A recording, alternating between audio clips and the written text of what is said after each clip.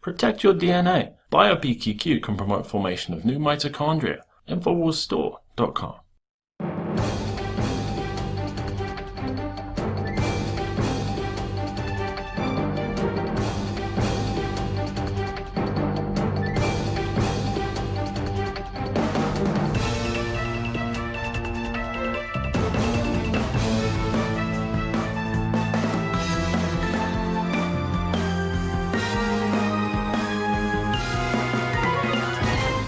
Welcome to Infowars Nightly News on this April 12, 2012 edition with me, your host, Paul Joseph Watson.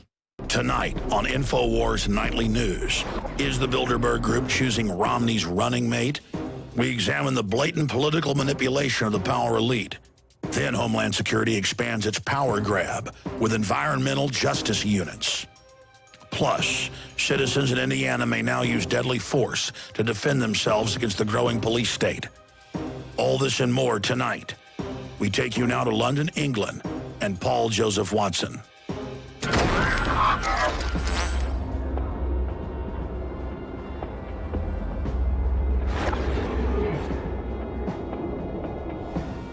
Top story tonight. Washington Post suggests Bilderberg Group to pick Mitt Romney's running mate.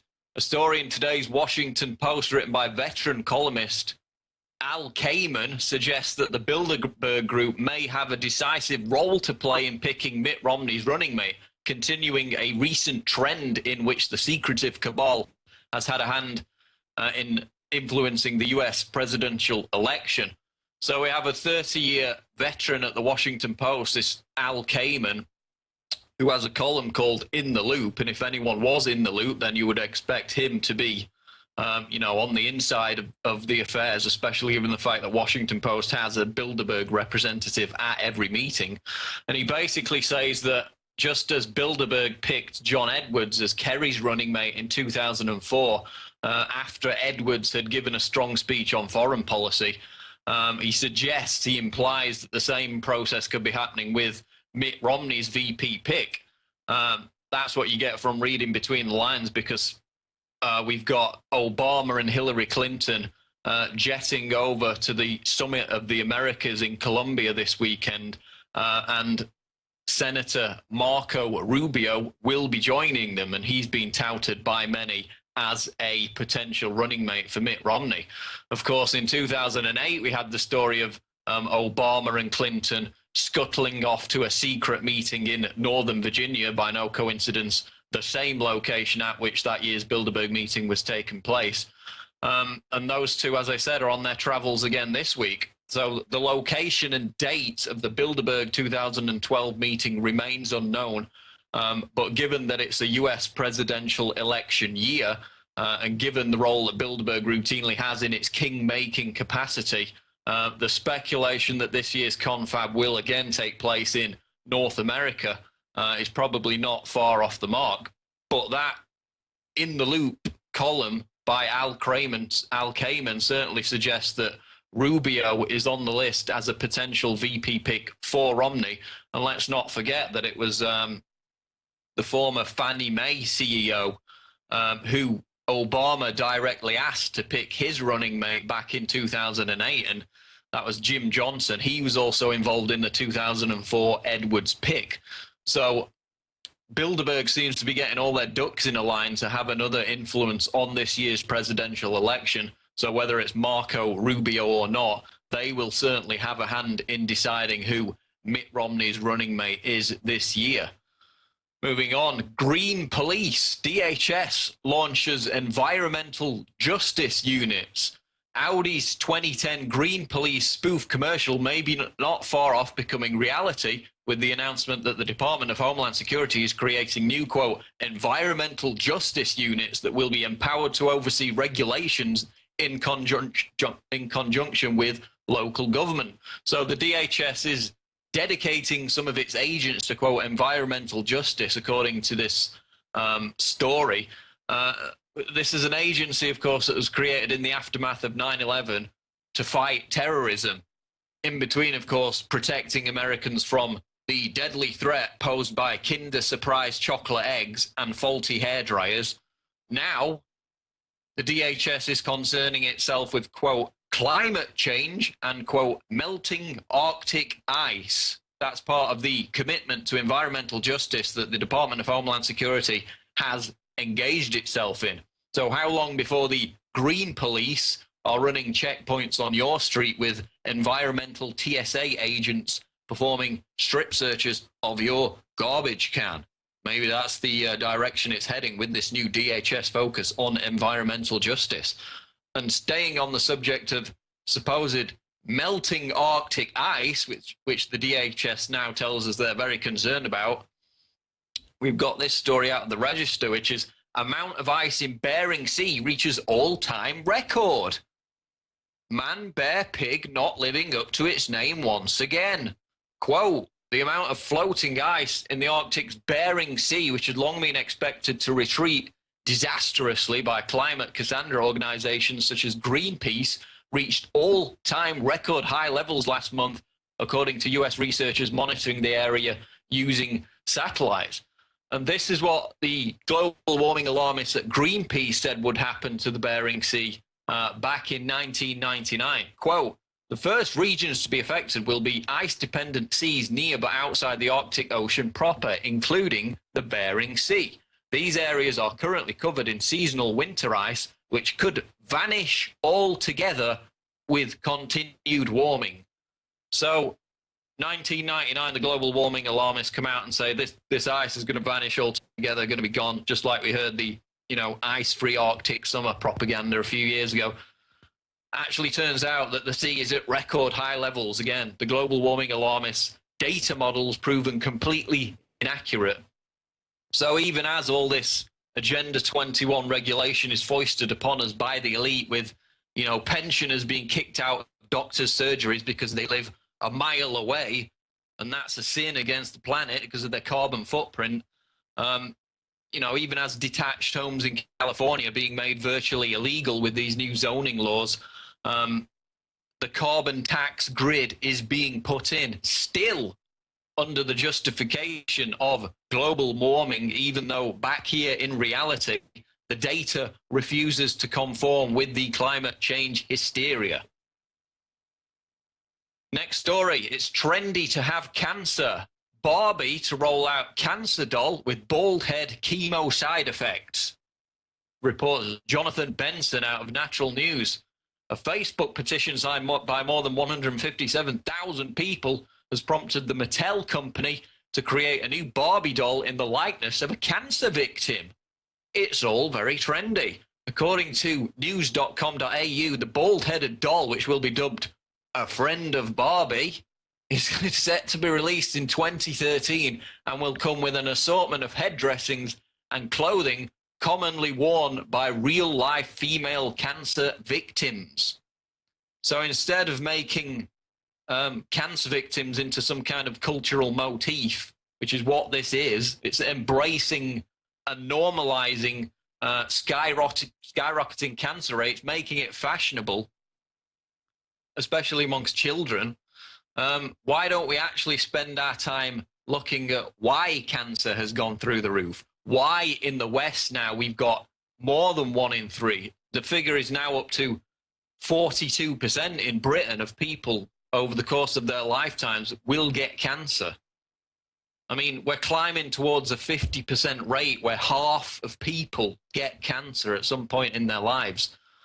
And as we've covered before, it's a cocktail of things. It's the bisphenol A, it's the pesticides, it's the pasteurized milk, environmental toxins, and the fact that children are getting it at record levels also proves that it's not due to, obesity and sedentary lifestyles. It's in our environment, it's in our food, it's in the things we drink, it's in the air that we breathe. And so Barbie, Mattel, the Mattel company, have come out and tried to symbolize all this with a children's toy, tried to normalize it, tried to embrace it as a trendy, fashionable thing to do. So when, 13-year-old girls are getting cancer, people will just say, oh, well, that's just the way it is now. They won't even ask the question why this is happening. And so, we've got to ask the question, why in 2012, when we're supposed to be at the pinnacle of our medical expertise as a society, The most advanced we've ever been at preventing and treating disease. Why is cancer exploding, and why now through these big toy manufacturers and culture in general is cancer, especially amongst young people, being normalized? Why is it being embraced? Next story. Addicting Info reports Indiana governor signs bill into law allowing citizens to use, quote, deadly force against police officers. Republican Governor Mitch Daniels has signed Senate-enrolled Act 1 into law in Indiana. The new law allows citizens to use deadly force against police officers they think are illegally entering their homes. Earlier this month, Addicting Info reported that the bill had passed the Senate. Republicans say the bill is designed to keep police safe, but Democrats say the bill will lead to the wanton killing of police officers. Representative Craig Fry, a Democrat, says the bill is, quote, going to cause people to die, and it's too late after somebody dies for a jury to sort it out. Has rings of the Trayvon Martin rhetoric, where people are saying, why does Zimmerman deserve a trial when Trayvon never got a trial? Let's just dispense with justice altogether. And there are actually quotes just to outright murder Zimmerman. That's basically the same kind of rhetoric we're hearing with this Indiana law. We got Fry, this Democrat, repeatedly saying people are going to die, people are going to die. But what this actually does is reverse a Supreme Court decision in Indiana last year, which stated that people do not have the right to defend themselves in their own home when police unlawfully enter. We reported that on Infowars last year. And the quote from that case was, we hold that the right to reasonably resist an unlawful police entry into a home is no longer recognized under Indiana law. And that was the case Richard L. Barnes versus Indiana. So now we've got a reversal of that. And this article by Stephen D. Foster Jr. basically uses the Trayvon Martin incident, which nobody knows anything about. The trial hasn't taken place yet. None of the details have been substantiated. They use that to claim that this is a bad law and that the police should have the right to just bust into your home without a warrant and do anything they like. And this is the quote from this idiotic article written by Stephen D. Foster on this Addicting Info website, which is big on pushing the whole Trayvon Zimmerman race war angle. Quote, as the state Supreme Court said, sometimes police officers have to enter homes to prevent the destruction of evidence or to prevent someone from grabbing a weapon in their home to use against police or someone else. Right, because that's always why police raid houses, isn't it? I mean, there's never cases of the police targeting the wrong address for a drug raid and it ends up with guns being pointed at some granny who's sitting there. I mean, this argument presumes that every unlawful raid without a warrant is justified, when it's not. It's the complete opposite in 100% of cases. So I'm sorry, Mr. Stephen Foster of Addicting Info, but if you check your constitution, you'll find a line about Americans having the right to remain, quote, secure in their persons, houses, papers, and effects against unreasonable searches and seizures. That's right. It's called the Fourth Amendment. Try looking it up. Next story, how the elites manipulate big stocks and why they're failing out the Daily Bell. Where has all the trading gone? It's one of the biggest mysteries on Wall Street. How can stocks be in their fourth year of a bull market and trading activity be so low? And this is the dominant social theme being put out. What's wrong with the stock market? It's just in the doldrums and will recover shortly. In fact, it already did.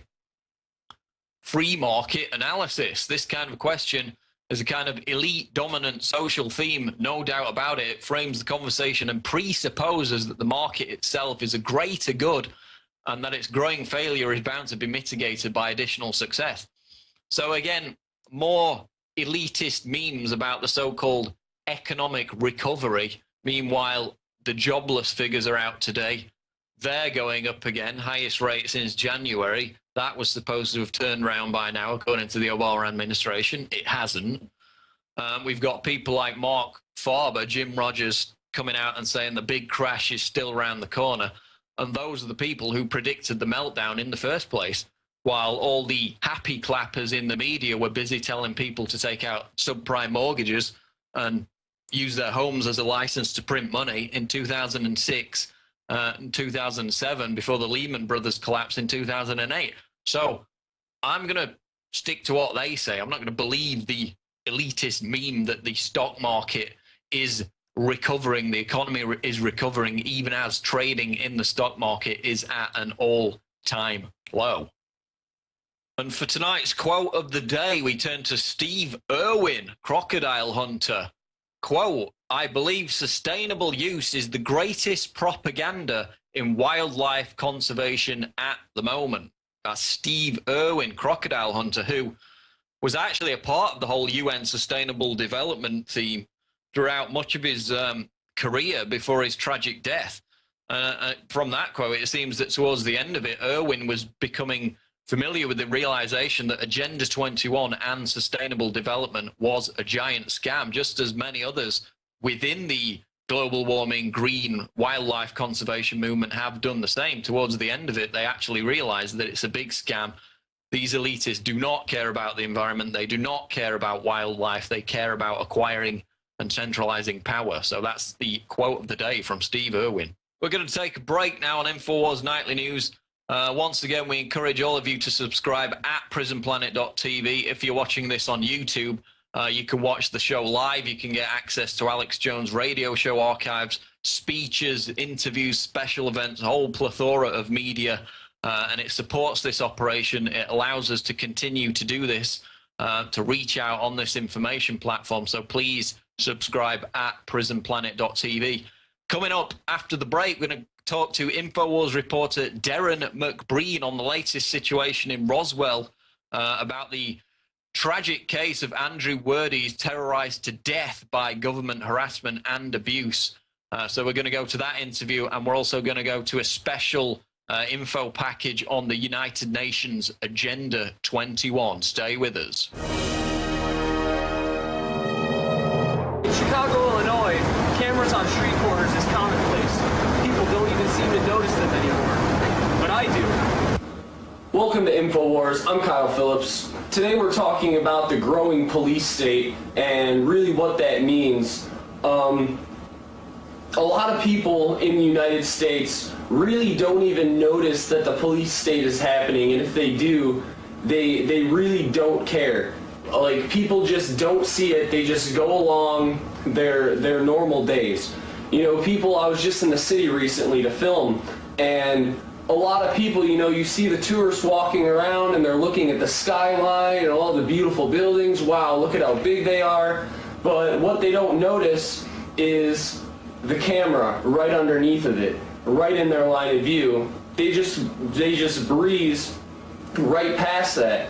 The average person, even if they do know about what's going on, specifically with Big Brother watching you via cameras everywhere, a lot of people don't even care.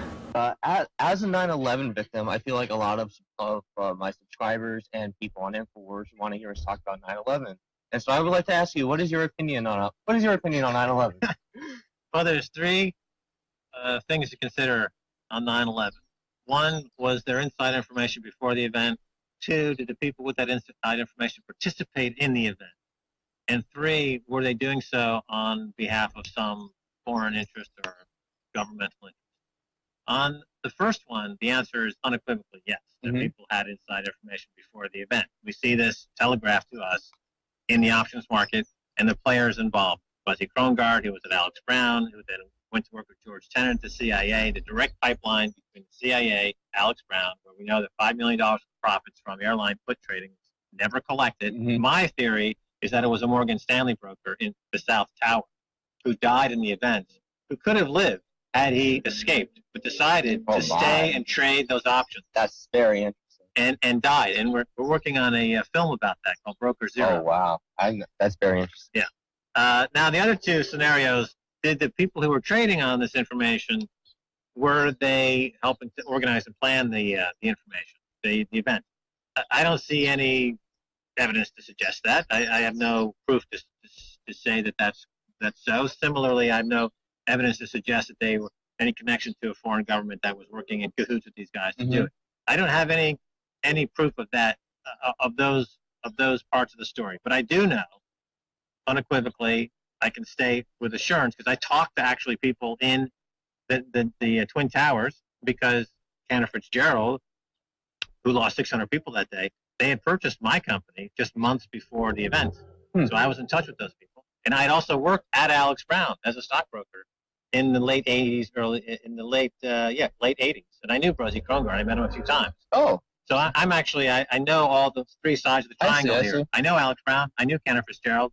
I knew the buzz on these airline puts, because the conversation at that time was, this is like the Morton Pie call situation before the Space Shuttle Challenger blew up. Mm-hmm. You know, when the Space Shuttle Challenger blew up, the options on Morton Pie call, which was the solid fuel booster rocket company, there was about a 10-second lag time where you could have bought those puts and made a killing.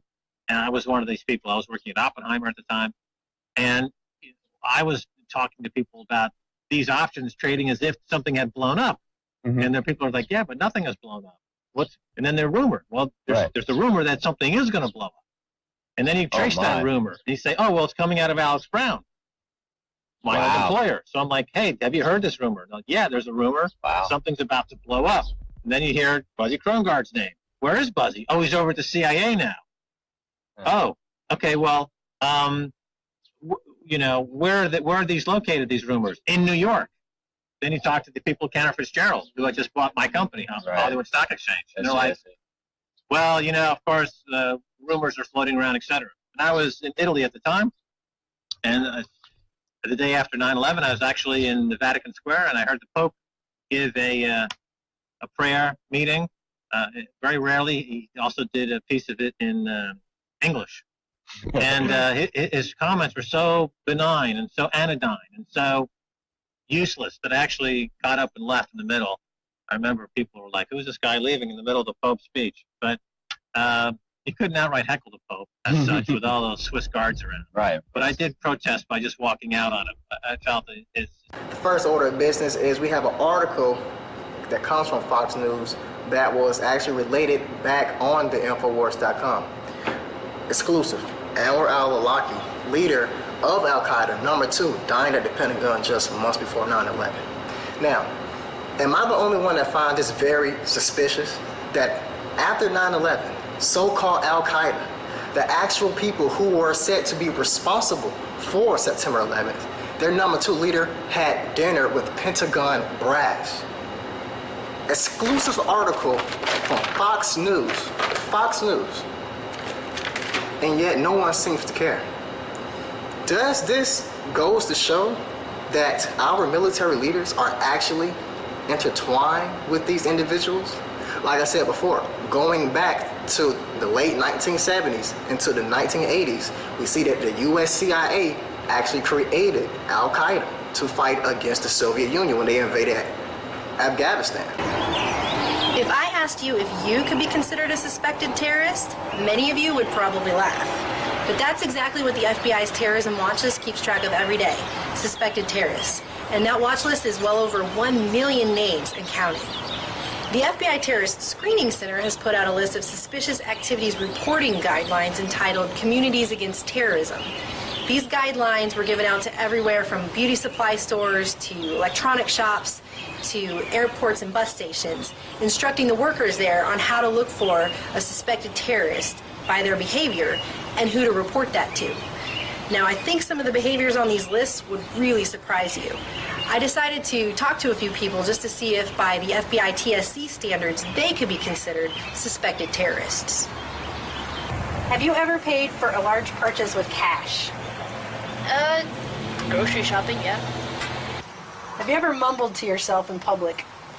Often when I'm looking for directions. Have you ever paid for a large purchase with cash? Yes, I have. Have you ever bought coffee and paid with cash? Yeah.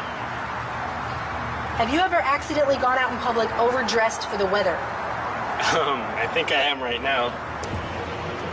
Have you ever sweated at an airport? Well, yes. Have you ever been given a ride to the store and been dropped off and picked up later? Yes. Have you ever taken extra luggage on a trip? Who hasn't? Protesters came to local Congressman Tim Bishop's town hall meeting to protest his big government deficit spending record in Washington. We spoke with some of the protesters. Let's hear what they had to say. We're here today to put the pressure on our representative, Tim Bishop. This week alone, we're voting on cap-and-trade legislation. That's nothing more than an energy tax. We're talking about the cost of gasoline going up to $7 a gallon, $7 a gallon for home heating oil. We're talking about a 300% increase in the cost of electricity and natural gas. The middle class in this country cannot afford that kind of an increase. They say that they're doing it for the environment, but there is no necessarily a connection between what the money is going to be spent for and the environment. We're talking about the biggest tax in the history of the United States of America in the name of the environment, and not $1 will go to the environment. It's going to increase the cost of energy. It was more than just a cloudy day. When we went inside, this is what one Long Islander had to say. Is it constitutional that the government owns a car company? No. Is this No. Because nobody asked the people.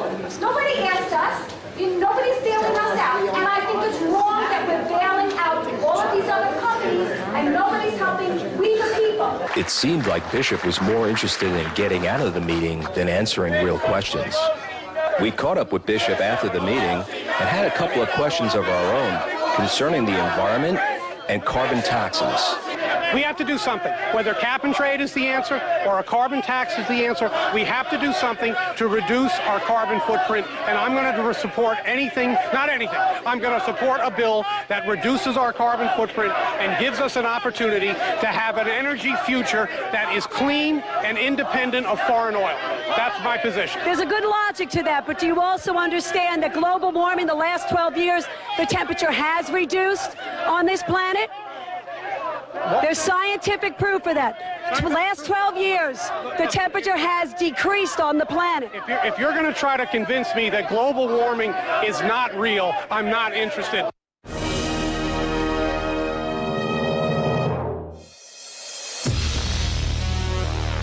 I'm announcing our biggest contest ever. And we're looking for people who love freedom and who want to be all in the resistance to tyrants.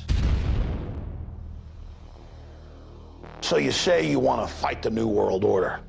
Why, if you were on the radio, if you were Alex Jones, you'd really kick some globalist ass.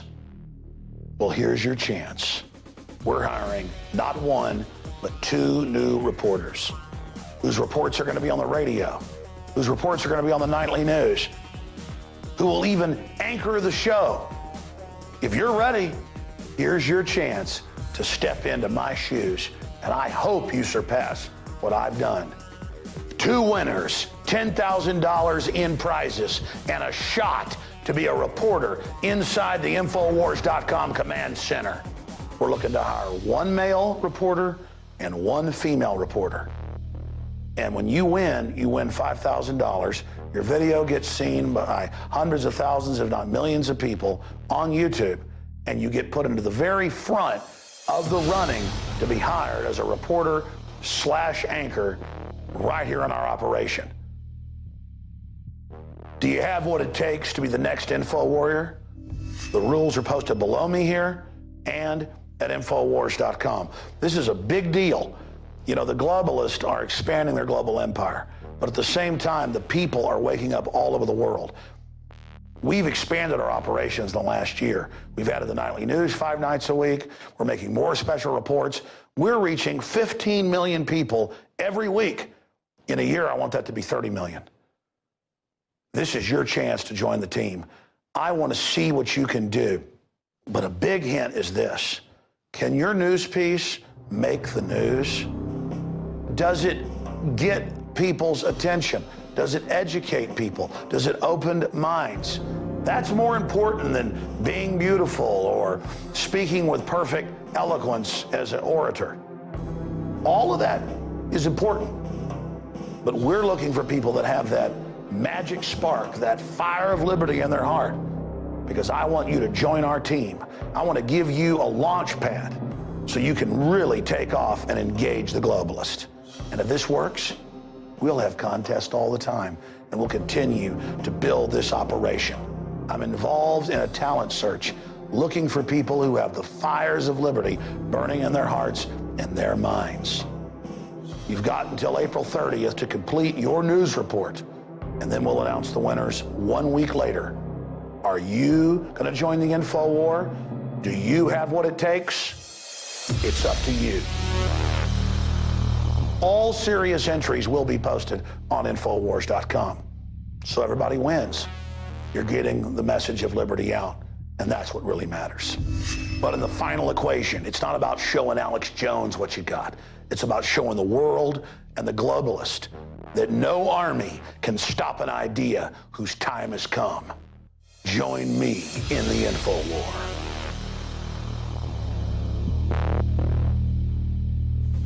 So you say you want to fight the info war. You say you want to go head up against the New World Order. You can do a better job than Alex Jones? I know you can. And here's your chance to prove your mettle.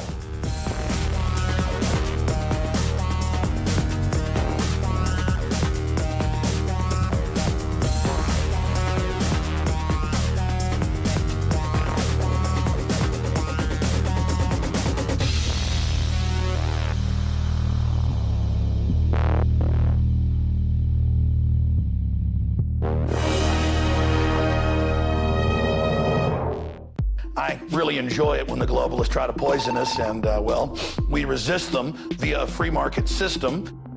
Hello, my fellow info warriors. Alex Jones here, introducing you to the ProPure family of gravity-fed filters.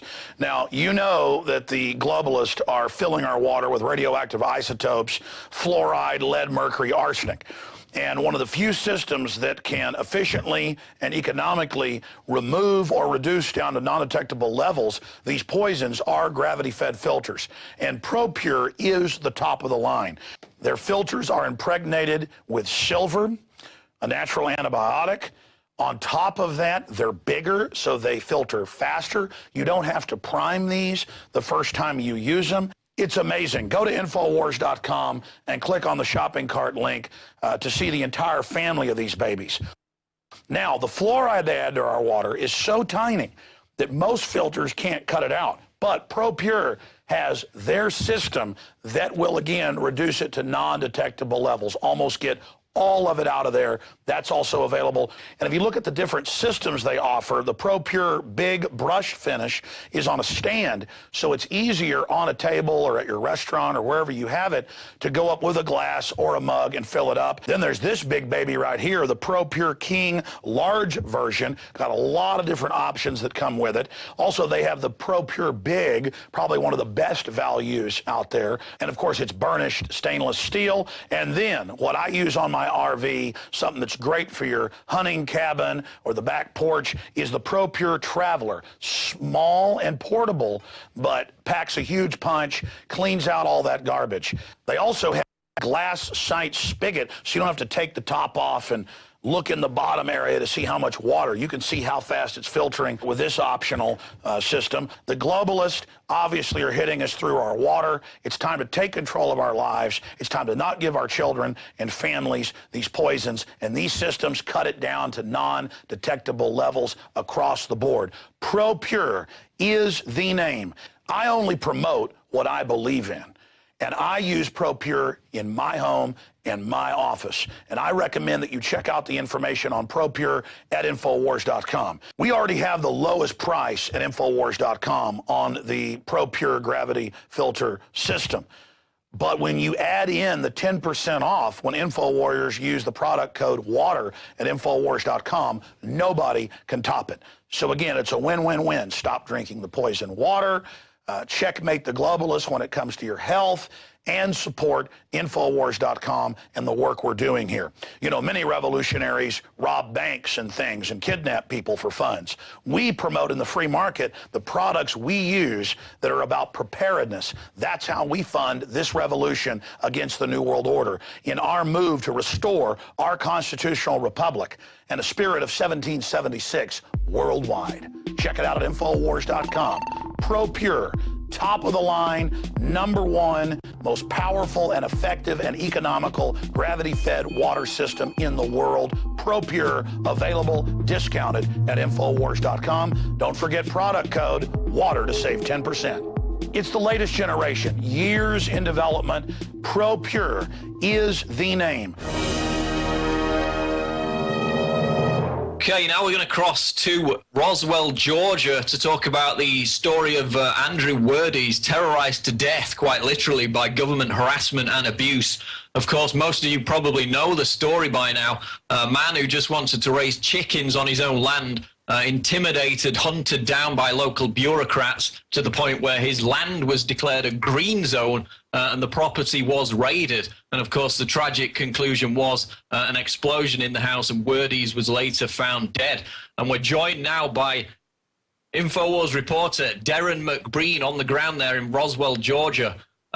Darrin, just tell us who you've been talking to today. I believe you were escorted out of City Hall by the police simply for trying to get some answers. Well, just before we get started, just to make sure there's no mix-up, I want to prove to you, see that is my press pass. So I guess that is my legal documentation. I am now legit. Now we went to, I'm actually making fun of the Fulton Police Department. We tried to go to City Hall, and we were rejected immediately. As soon as we pulled up, attempted to walk in, we were met by the police department, who said we didn't have the proper credentials to enter City Hall. And before long, there was 3 police cars. They demanded our credentials, and we were told that we could not go in. Even though you've got the press pass, you're there to ask some legitimate questions, and it's par for the course with the treatment that they've gave to this case at every point. Have you had a chance to talk to any of the neighbours and the residents down there to get a sentiment of what they feel about the tragic events that occurred at the end of last month? You know, it's interesting that you asked that. We did talk to a few neighbors. Everybody seems very sympathetic to, Andrew. They all feel horrible. And the place is, there's a lot of traffic. Every car that goes by slows down. It's kind of a somber, quiet, place right now. I still think that the community, the shock is still here, and everybody's very saddened by what happened. Did you have a chance to actually visit the house? Yeah, we knocked on a few doors. We talked to a few neighbors. We're going to have a report on Monday, put that footage together. So we did manage to talk to some of them. And, he was very popular in the area. He, nobody had a problem with his chickens. He was called the Chicken Man, and lovingly so. They weren't making fun of him. He had, his share of chickens. He raised them since he was 10 years old. He provided the neighbors with eggs. I guess that's evil, so I don't know. The neighbors loved him, they miss him, and they're very saddened by what happened. Well, that's a pretty big thing, because, of course, we know one of the excuses these bureaucrats tried to deploy was the claim that his chicken farm was a nuisance to his neighbors, and if you've talked to them and they've said the opposite, then that's just another thing to disprove their claim against him. Another thing that I saw... Yeah, go ahead. That's simply... Well, I was going to say that's simply not the case, at least to the neighbors we talked to in the immediate surrounding areas. They had no problem. They were all good friends. And like I said, he provided eggs. Do you know that he even took eggs on a regular basis to the local elementary school? He taught the children about, nature and the chickens. And, and he liked these roosters, like the neighbors were saying, is like some people have pet dogs. The roosters and the chickens, he actually loved these animals. So he definitely was not, treating them bad or abusing them in any way. And he was up to all the codes. And, the guy ran a smooth operation. He was just simply harassed.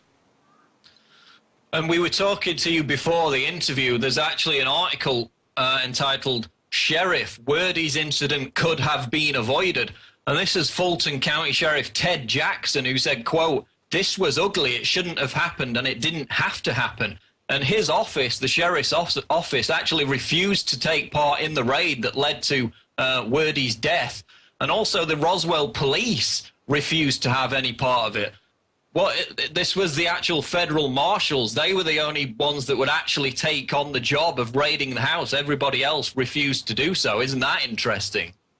That is interesting, and I just heard bits and pieces of that myself. I'm going to try to talk with Mr. Jackson, you said.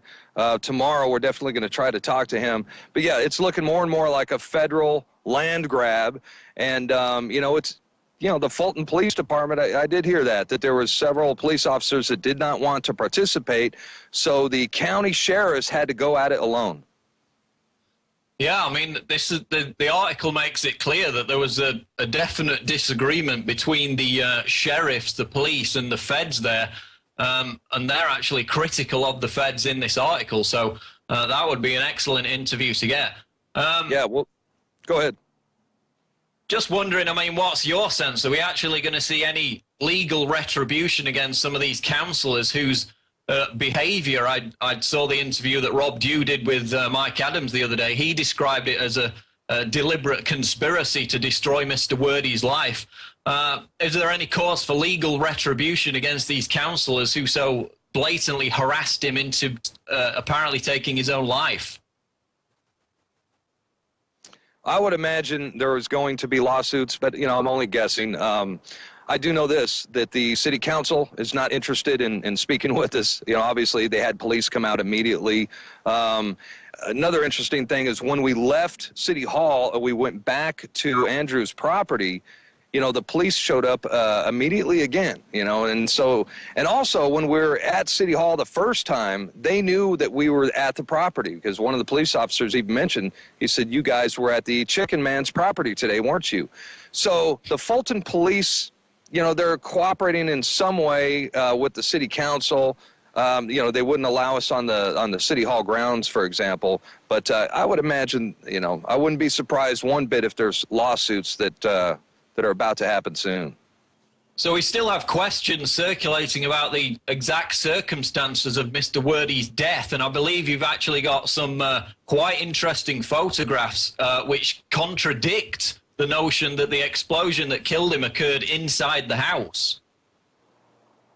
Well, yeah, I mean, we found a burn-up gas can. I think we took some pictures today, sent them to you guys. There was a gas can. The place, it was you could tell that an explosion, windows were blown out, but it looks worse on the inside, let me tell you something, than it does on the outside. The whole place is burnt out on the inside. You could still smell the burnt wood, and, you could tell it was recent that it happened, but they also have a police line around some of the area and no trespassing signs everywhere as well. So what's on the agenda before you wrap up? Who else do you plan to talk to? Well, we would like to talk to some more of the neighbors. We may be able to speak with Andrew Wordis, his attorney, and we're going to try to go into City Hall and see why that the average American citizen, much less journalist, is unable to walk through City Hall and simply ask questions. We're going to find that out tomorrow for sure. Okay, Darrin McBreen, we'll be hearing from you on the Alex Jones Show tomorrow. Thank you for joining us. All right, thank you, Paul. Take care. So, Agenda 21, eco-fascism bears its teeth again in the case of Andrew Wordy's harassed, abused, intimidated into giving up his land. He refused to do so, and the feds eventually raided and led to his tragic death, as we just heard. The timeline on Natural News runs through it. It actually started in 2008, this case. A litany of legal threats and intimidation by the state, by the city councillors in Roswell, Georgia, declaring Word's property to be a nuisance, even though, as you just heard, Darrin McBreen talked to all the neighbours. They all loved him, gave them eggs, took eggs to the local elementary school. The neighbours liked him. They said he wasn't a nuisance. That was their claim in trying to seize his property. Then we had them refused to allow him to defend his property against floods. It flooded on more than one occasion. When Wordy's was in jail for mistakenly missing a report for his probation, they actually advertised the fact that his house was vacant, openly advertising it to criminals who then went and stole his firearms, stole his expensive equipment. just a constant campaign of harassment and abuse. And then they actually designated his land as a, quote, green zone, so they could steal it under this Sustainable Development UN Agenda 21 mandate. And of course, it all culminated in what we've just discussed, which was word is when the feds went to raid his property, the sheriff's office refused, the police refused, said it wasn't necessary, the show of force wasn't necessary. And then he actually blew himself up, blew his own house up. That was the tragic conclusion. And this all took us by surprise. I mean, this was all over before the end of March. We only heard about it this week after it had all ended. So it proves again how these things are happening around the country. And the likes of Infowars and Natural News, two of the biggest organizations that would normally cover this kind of story, we weren't even aware of it until after it was all over. So if it's happening when we're not aware of it, you know, it's going to be happening in different cases. And it's all part of Agenda 21. You know, detached homes being made virtually illegal in California under these similar zoning laws, humans being crammed into high-density prison cities, as the climate change alarmists have called for recently. And again, simple chicken farmers being hunted down because the government designates their land to be an environmental green zone. So this is eco-fascism bearing its teeth. And in this special report that we're going to go to, we're going to lift the lid on the truth behind this sustainable development scam and the UN's Agenda 21. So that's going to do it for today's Infowars Nightly News. I've been your host, Paul Joseph Watson, and now we're going to lift the lid on the UN's Agenda 21. The city of Austin, Texas has installed motion detecting surveillance cameras along the property lines of people's backyards in western Travis County. There ought to be a way eventually where those cameras can be oriented away from the homes. If they want to watch for any movement or any trespass out there, they have a right to do that. And if the surveillance cameras weren't intrusive enough, the city has also installed these prison-style fences along the property lines. They put this prison fence up and have cameras pointed at you, and only you. In fact, one home just a couple down cleared all the cedar trees, planted grass, and mows the area, trespassing regularly out there to keep that area mowed. It doesn't make it, and yet they didn't put a fence up there. They didn't put any cameras there. These unfortunate residents are neighbors to an encroaching vacuum of government land grabbing, all tied to the precautionary principle of the UN's Agenda 21. I was the county judge of Travis County when the Balcones Canyonlands Conservation Plan and the permit under the Endangered Species Act was applied for. This wasn't long after I took office in 1987. It was announced that the territory and nesting areas for the golden cheek warbler and the black-capped vireo covered a huge area of western Travis County. And in essence, what the U.S. Fish and Wildlife said was that to enforce the Endangered Species Act, there could be no tree clearing, there could be no development activities, and anything that might cause noise during the breeding season, nesting season. It shut down any development in the western part of the county. A lot of public money, millions of dollars of public money that went into buying the preserves area from the landowners. The Nature Conservancy and others got private money in there and helped leverage purchases. Some property owners just sold conservation rights.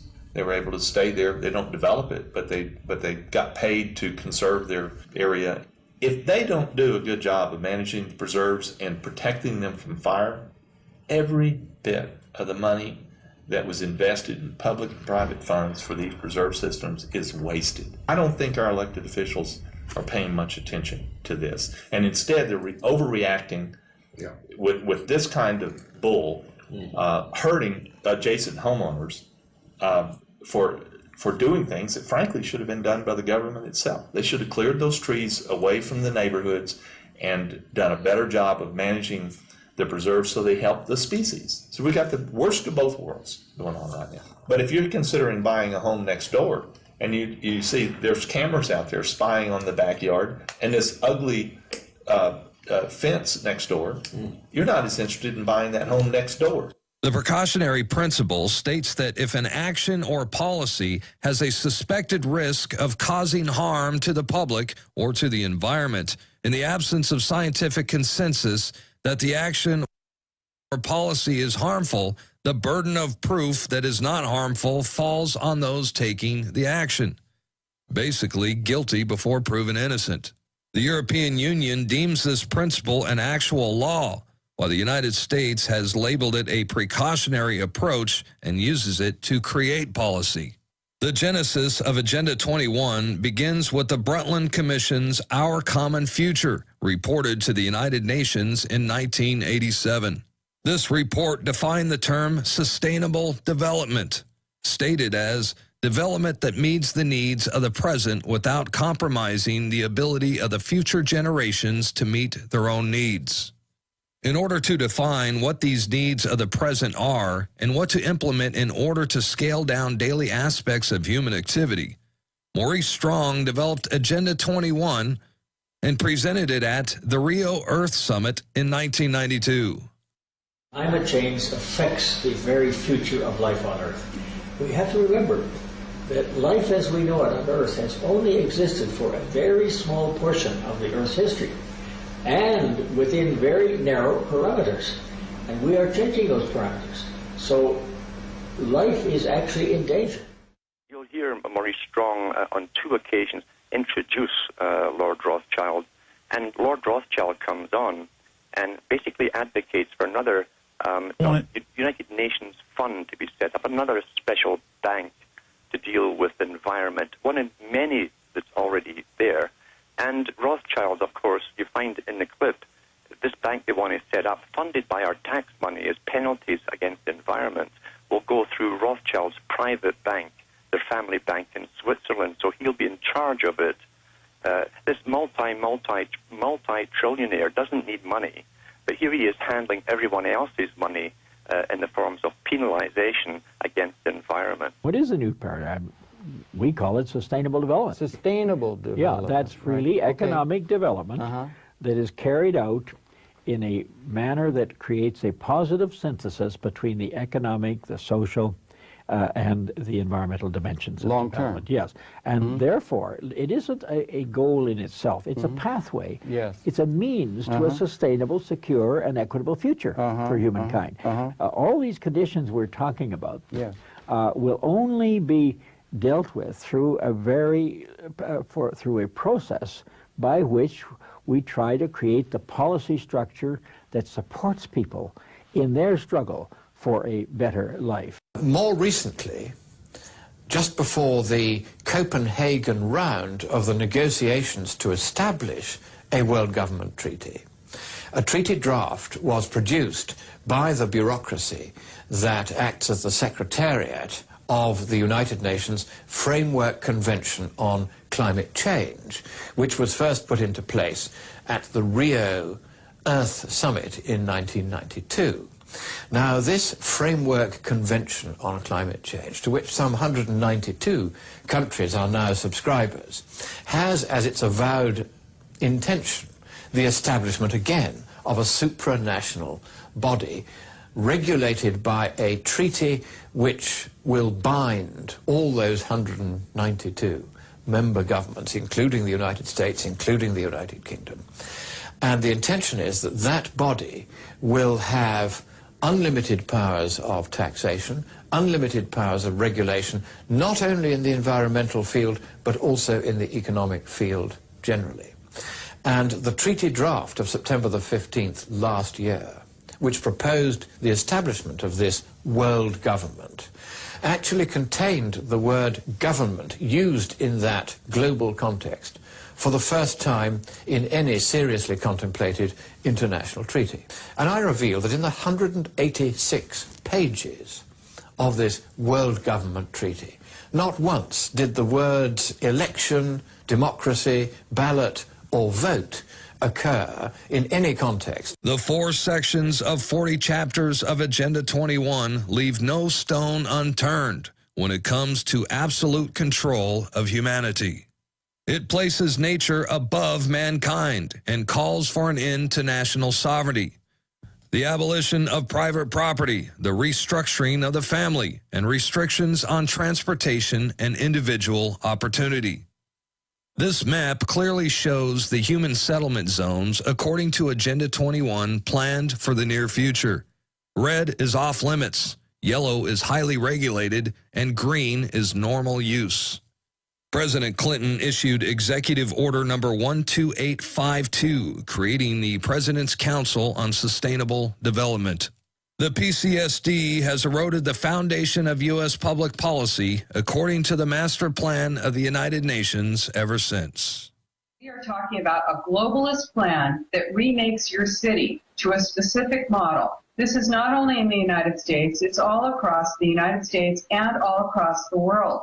And you'll see these plans. They are, they're called One Bay Area. They're called 4 states, one vision. They often have the word vision in them, or they might be your city 2050 or your city 2035. They're planning out to 2050. This is the planning, you know, what we're looking at is a planning revolution here. And it's a totalitarian plan that they're implementing. I want to let people know that totalitarian plans all share, every totalitarian plan, whether it was under Stalin or Hitler or Mao, they all share the same elements. And you will recognize it here in your country, wherever you live. You'll see that there's being a takeover and a total control of all land use, of your educational system, of means of production, all of your resources, okay? Also, you'll see it's all for the common good. It's all for the fatherland. It's all for the homeland. It's all for everyone's good, right? The individual will lose against this. You see the scarcity mentality. Oh, there's not enough. You have to restrict yourself. You have to conserve.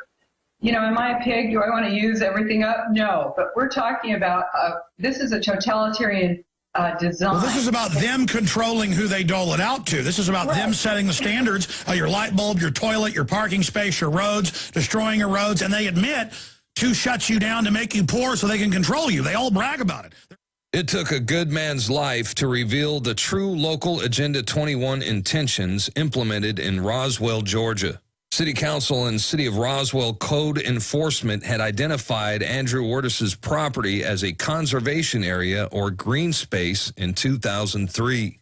In 2008, they began the bloodthirsty plan to illegally steal the land right out from underneath him and caused his premature death through unjust bullying and by violating city code ordinances. So let's roll that timeline real quick, and you could just kind of go over it. And I mean, it's really, it's a sad situation. Here's a guy raising chickens. A backyard chicken farmer, a car mechanic. This began several years ago. This has been going on, from December 2008. You can see there's our Friday Fright Night city code enforcer there on the Vicky the Hut Barkley. Oh, my goodness. Yeah. Anyway, this goes on. There were some people in the city who tried to help him out. Others the said mayor no. seemed to want to help him out. The mayor tried to help him. They changed the rules on him to try to criminalize his backyard chickens after the fact without allowing him to be grandfathered in.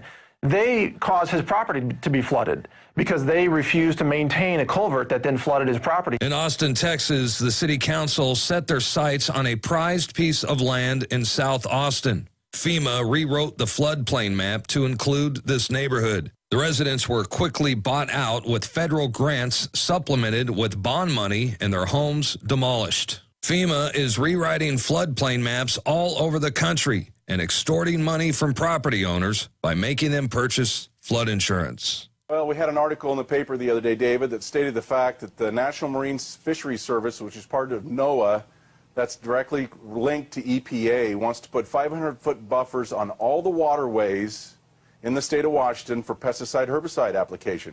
They're not going to take the land away. They're just not going to allow us to farm the land. And if they do that, 61% of our ground will be out of production in the state of Washington. And look what we got now. We have a White House Rural Council. Are you nervous about this? Sure, and anybody that's in rural America should be worried about this. Why the FCC and why so many important bigwigs from the White House? Give me a break. These people are not going to be sitting around at some conspiracy theory around a table plotting the takeover of the heartland. If you look at what this council does... Then what's it for? Hang on, guys. What's it for then? I mean, really, it's overreaching. It's an overreach. I have a hunch that people in the heartland are going, we're doing just fine, thank you very much. Keep your grimy hands off us. The natural world in which man lives and on which he depends is indeed deteriorating, is being destroyed in many instances at a rate that is accelerating and that can only continue to accelerate unless we begin to control the activities that are having this destructive impact. Now, whether we are pessimistic or optimistic depends really on what we think about the nature of man. Whether we really believe that man, in light of this evidence, is going to be wise enough and enlightened enough to subject himself to this kind of discipline and control. Darrin McBreen, Infowars Nightly News.